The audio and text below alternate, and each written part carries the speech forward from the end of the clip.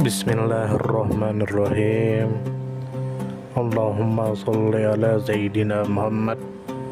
Berjumpa lagi kita dengan sebelum tidur. Terima kasih, kami akan menemani waktu Anda yang berharga beberapa menit ke depan.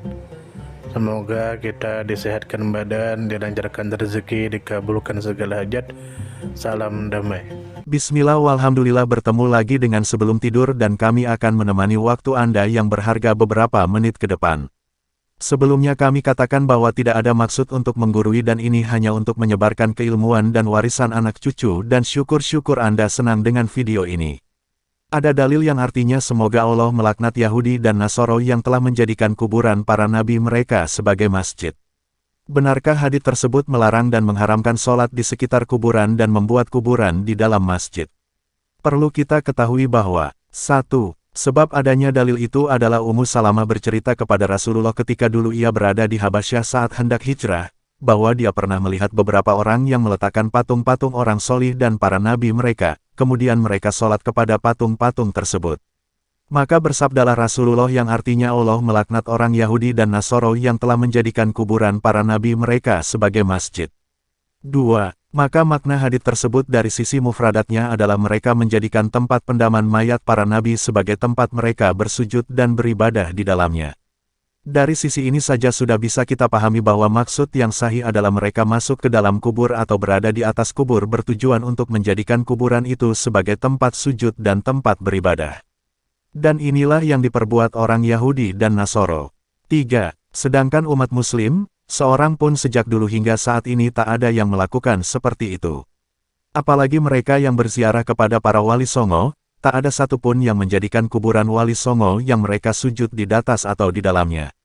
Membawa hadits tersebut pada kaum muslimin saat ini yang berziarah dan datang ke masjid-masjid yang di sebelahnya terdapat kuburan orang-orang soleh, merupakan vonis yang salah sasaran dan sesat menyesatkan serta membuat fitnah yang akan memecah persatuan umat muslim.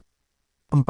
Pendapat Imam Baidawi dan Ibnu Hajar al-Asqalani yang artinya Imam Baidawi berkata yang juga dinukil pendapat beliau oleh Al-Hafiz Ibnu Hajar al-Asqalani dan selainnya dari para penyarah kitab Sunan-Sunan. Ketika konon orang-orang Yahudi bersujud pada kuburan para nabi, karena pengagungan terhadap para nabi. Dan menjadikannya arah kiblat serta mereka pun sholat menghadap kuburan dan menjadikannya patung sesembahan, maka Allah melaknat mereka dan melarang umat muslim mencontohnya. Adapun orang yang menjadikan masjid di sisi orang soleh atau sholat di PERKUBURANNYA dengan tujuan menghadirkan ruhnya dan mendapatkan bekas dari ibadahnya, bukan karena pengagungan dan arah kiblat, maka tidaklah mengapa. Tidakkah engkau melihat tempat pendaman Nabi Ismail berada di dalam Masjidil Haram kemudian Masjidil Haram tersebut merupakan tempat sholat yang sangat dianjurkan untuk melakukan sholat di dalamnya. Pelarangan sholat di perkuburan adalah tertentu pada kuburan yang terbongkar tanahnya karena terdapat najis. Silahkan buka kitab Fathul Bari, Syarah Zarkani dan Faidul Qadir. Dari pendapat Imam Baidawi yang juga dinukil oleh Imam Ibnu Hajar al-Asqalani dan para imam yang menyarahkan kitab-kitab sunan, bias kita pahami bahwa hadits tersebut mengandung a. Larangan menjadikan kuburan sebagai tempat sujud atau peribadatan. b. Larangan menjadikan kuburan sebagai arah kiblat dari arah kiblat yang disyariatkan. c. Dan kedua hal ini, alhamdulillah tidak pernah dilakukan umat muslim yang suka berziarah. 5. Pendapat Imam Ibnu Abdul Bar. Imam Al-Hafiz Ibnu Abdil Bar berkata di dalam kitab At-Tamhid di dalam hadits tersebut terdapat a. Pembolehan doa buruk pada orang kafir. b. Pengharaman sujud terhadap kuburan para nabi. c. Semakna juga terhadap pengharaman sujud terhadap selain Allah. d. Diarahkan juga terhadap pengharaman menjadikan kuburan para nabi sebagai arah kiblat sholat. Kemudian beliau juga berkata sebagian kaum menyangka bahwa hadits tersebut mengandung pengertian yang memakruhkan sholat di pekuburan atau pemakaman dan menghadap pekuburan, dan hadits itu bukanlah hujah atau dalil atas hal itu. 6. Pendapat Imam Al-Qadi, ketika konon orang-orang Yahudi bersujud pada kuburan para nabi, karena pengagungan terhadap para nabi.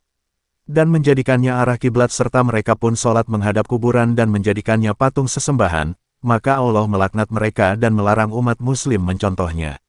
Adapun orang yang menjadikan masjid di sisi orang soleh atau sholat di PERKUBURANNYA dengan tujuan menghadirkan ruhnya dan mendapatkan bekas dari ibadahnya, bukan karena pengagungan dan arah kiblat, maka tidaklah mengapa. Tidakkah engkau melihat tempat pendaman Nabi Ismail berada di dalam Masjidil Haram kemudian Masjid Haram tersebut merupakan tempat sholat yang sangat dianjurkan untuk melakukan sholat di dalamnya. Pelarangan sholat di perkuburan adalah tertentu pada kuburan yang terbongkar tanahnya karena terdapat najis. Silahkan buka kitab Faidul Qadir. 7. Pendapat Imam At-Tusi. Syaikh At-Tusi meriwayatkan dengan sanadnya dari Muammar bin Khalad dari Rida berkata tidaklah mengapa sholat di antara pekuburan semenjak tidak menjadikan kuburan sebagai arah kiblat. Silahkan buka kitab Al-Wasail Juz 1. 8. Pendapat Imam Qurtubi. Imam Qurtubi berkata meriwayatkan para imam hadits dari Abi Marsad Al-Ganawi berkata aku telah mendengar Rasulullah bersabda janganlah kalian sholat kepada kuburan dan juga janganlah kalian duduk padanya. Maksudnya adalah janganlah kalian menjadikan kuburan sebagai arah kiblat, sehingga kalian sholat di atasnya atau sholat menghadapnya sebagaimana perbuatan orang Yahudi dan Nasoro. Silahkan buka kitab Tafsir Qurtubi Juz 10 halaman 380.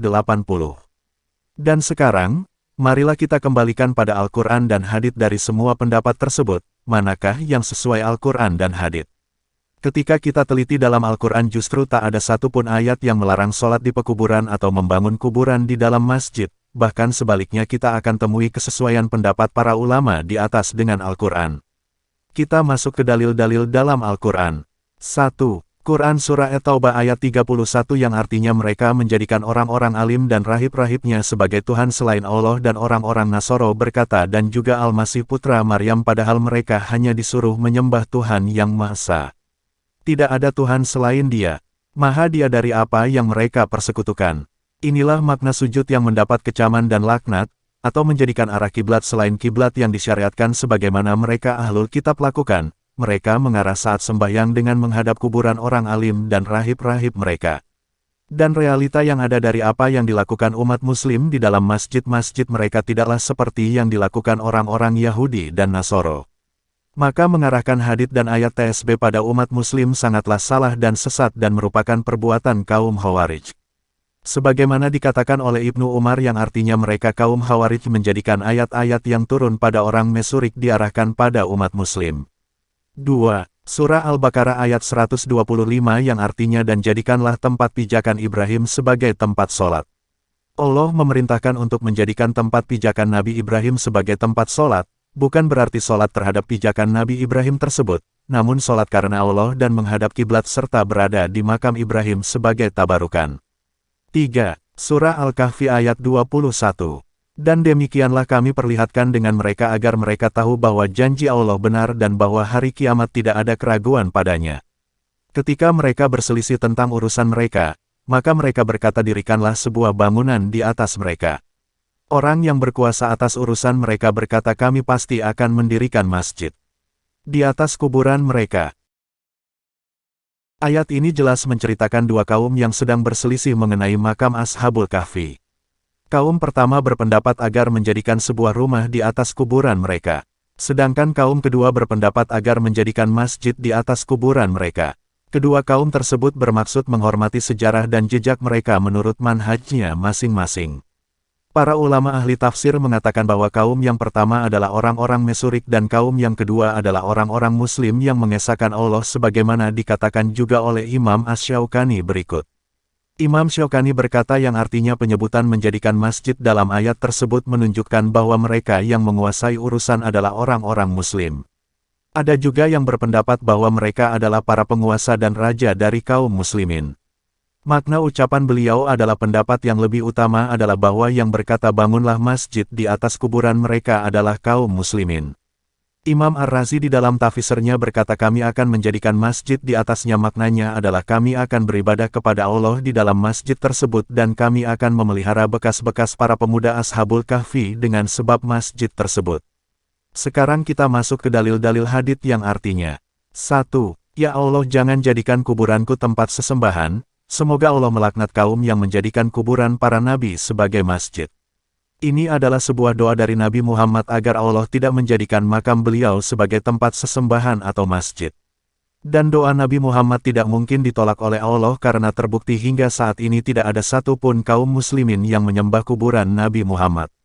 2. Imam Muslim meriwayatkan dalam kitab sahihnya dari Nabi Muhammad bahwa beliau bersabda yang artinya ketika Ummu Habibah dan Ummu Salamah berkata bahwa keduanya pernah melihat patung-patung di salah satu gereja Habasyah, sesungguhnya mereka jika ada salah satu orang solih yang wafat maka mereka menjadikan kuburannya sebagai masjid dan membuat patungnya di dalamnya, merekalah seburuk-buruknya manusia di sisi Allah kelak di hari kiamat. Dalam hadits tersebut jelas bahwa yang divonis Rasul sebagai manusia terburuk adalah membuat patung yang ditegakkan di atas kuburan mereka dan mereka sembah atau sujud patung tersebut. Inilah perbuatan orang Nasoro saat itu, sedangkan umat Muslim sejak dulu hingga sekarang tak ada yang melakukan seperti apa yang mereka Nasoro dan Yahudi lakukan. Akhirnya kita berada di akhir video, yaitu 1. Tidak mengapa sholat di dalam masjid yang terdapat makam Nabi atau orang soleh bahkan itu disyariatkan, dan hal ini tidak masuk kecaman Nabi tentang menjadikan kuburan sebagai masjid, sungguh sangat jauh perbedaannya. Sebagaimana penjelasan di atas. 2. Yang dilarang oleh Nabi bahkan mendapat laknat adalah menjadikan kuburan Nabi atau orang soleh sebagai masjid, yaitu bersujud padanya, ada kalanya di atasnya atau di dalam kubur itu sendiri, dan hal ini kita lihat sendiri umat Muslim satu pun sejak dulu hingga sekarang tak ada yang melakukan seperti itu. 3. Para ulama mazhab berbeda pendapat tentang sholat di area pekuburan atau pemakaman. A. Mazhab Hanafiyah mengatakan makruh sholat di pemakaman sebab dikhawatirkan ada najis yang keluar dari kuburan, kecuali jika di pemakaman tersebut disediakan tempat sholat, maka hilanglah hukum makruh. B. Mazhab Malikiyah mengatakan boleh sholat di pemakaman secara mutlak, baik pekuburan itu bersih atau terbongkar. Pekuburan muslim atau non-muslim. C. Mazhab Syafi'iyah memerinci sebagai berikut, yaitu tidak sah sholat di pekuburan yang nyata ada kerusakan atau keterbongkaran kuburan di dalamnya, karena telah bercampur tanah dengan nanah jenazah di situ. Ini jika tidak membuat penghakang seperti sajadah. Jika memakai sajadah maka hukumnya makruh, adapun jika yakin tidak adanya bercampurnya nanah pada tanah pekuburan, maka hukum sholat di dalamnya sah tanpa khilaf. Karena tempatnya suci namun tetap makruh. D. Mazhab Hanabilah mengatakan tidak sah sholat di pekuburan yang baru ataupun yang lama, berulang-ulang pembongkarannya ataupun tidak. Namun tidak mengapa sholat di area yang ada satu atau dua kuburan, kama yang namanya pekuburan adalah terdapat 3 kuburan atau lebih. Bahkan ada nas dari mazhab ini bahwa setiap apa yang masuk kategori makbarah adalah tidak boleh melakukan sholat di dalamnya. Mereka juga menetapkan bahwa tidak mengapa sholat di dalam rumah yang terdapat kuburan di dalamnya walaupun lebih dari 3 kuburan, karena ini bukan dinamakan makbarah. Dan hal ini adalah masalah furu, cabang agama. 4. Jika ada ulama yang mengatakan haram atau syirik bahkan kufur pada kaum muslimin yang sholat di dalam masjid yang terdapat makam Nabi atau orang soleh, maka coba katakan pada mereka kalau itu pemahaman kalian, maka beranikah kalian menghancurkan Masjid Nabawi? Jika mereka berkata kami tidak berani karena di situ ada makam Nabi, maka jawablah jika kalian mengkhususkan makam Nabi maka di situ juga ada makam sahabat Nabi Muhammad, maka beranikah kalian menghancurkan atau memindahkan makam kedua sahabat Nabi Muhammad tersebut? Kesimpulan adalah perbedaan pendapat adalah rahmat. Salam damai. Silahkan berbeda tapi jangan sampai baku hantam. Semoga kita disehatkan badan, dilancarkan rezeki, dikabulkan segala hajat, dan semoga saya cepat menikah, amin. Terima kasih, mohon maaf jika ada salah. Semoga kita disehatkan badan, dilancarkan rezeki, dikabulkan segala hajat. Semoga kita sehat selalu. Semoga kita cepat dapat pasangan. Semoga kita masuk surga. Mohon maaf jika ada salah. Salam damai.